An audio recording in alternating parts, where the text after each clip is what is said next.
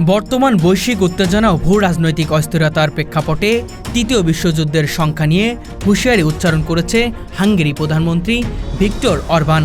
সম্প্রতি এক আন্তর্জাতিক সংবাদ মাধ্যমে দেওয়া সাক্ষাৎকারে তিনি বলেন, বিশ্ব এখন এমন এক সংকটপূর্ণ মুহূর্তের মধ্যে দিয়ে যাচ্ছে যেখানে ইউক্রেন রাশিয়া যুদ্ধ, পশ্চিমা শক্তির সামরিক জোটের সক্রিয়তা এবং পূর্ব ইউরোপের নিরাপত্তাহীনতা সব মিলে একটি বৈশ্বিক সংঘাতের সম্ভাবনা ক্রমেই জোরালো হচ্ছে। তিনি স্পষ্টভাবে উল্লেখ করেন, ন্যাটো যদি সরাসরি রাশিয়ার বিরুদ্ধে যুদ্ধে জড়িয়ে পড়ে তবে এটি হবে তৃতীয় বিশ্বযুদ্ধের সূচনা। অরবান দাবি করেন, ইউরোপের অনেক দেশ অন্ধভাবে যুক্তরাষ্ট্রের নেতৃত্বাধীন পশ্চিমা অবস্থানকে অনুসরণ করছে, যার ফলে কূটনৈতিক সমাধানের পথ ক্রমশই সংকীর্ণ হয়ে আসছে। হাঙ্গেরি বারবারই ইউক্রেন অস্ত্র পাঠানো এবং যুদ্ধ প্রচারণামূলক নীতির বিরুদ্ধে অবস্থান নিয়েছে।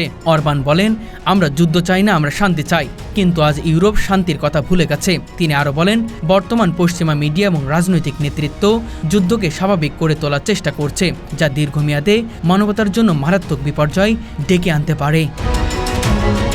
বিশ্লেষকরা বলছেন, অরবানের এই হুঁশিয়ারি নিছক রাজনৈতিক বক্তব্য নয়, বরং এটি ইউরোপের অভ্যন্তরীণ দ্বিধা ও উদ্বেগের প্রতিফলন। ইউক্রেন যুদ্ধের কারণে ইউরোপের নিরাপত্তা ব্যবস্থা, অর্থনীতি ও শক্তির সরবরাহ মারাত্মকভাবে ক্ষতিগ্রস্ত হয়েছে। তার উপর রাশিয়া ও পশ্চিমা দেশগুলোর মধ্যে চলমান নিষেধাজ্ঞা ও পাল্টা নিষেধাজ্ঞার রাজনৈতিক বিশ্ব অর্থনীতিতেও অস্থির করে তুলেছে। এই প্রেক্ষাপটে তৃতীয় বিশ্বযুদ্ধের আশঙ্কা শুধুই কল্পনা বিনাশ নয় বলে অনেক বিশ্লেষক মনে করছেন। বর্তমান বিশ্বে যখন যুদ্ধ আর সংঘাত নিত্যদিনের বাস্তবতা হয়ে দাঁড়িয়েছে, তখন শান্তির বার্তা নিয়ে উঠে এসেছেন হাঙ্গেরি প্রধানমন্ত্রী ভিক্টর অরবান। তবে শান্তির ডাকের মাঝেও তিনি কড়া ভাষায় ইউরোপীয় নেতাদের সমালোচনা করেছেন। তার মতে, ইউরোপীয় রাজনৈতিক নেতৃত্ব এখন যুক্তরাষ্ট্র নির্ভর ও যুদ্ধমুখী হয়ে পড়েছে, যার ফলে সমগ্র অঞ্চল যুদ্ধের মুখোমুখি হতে পারে।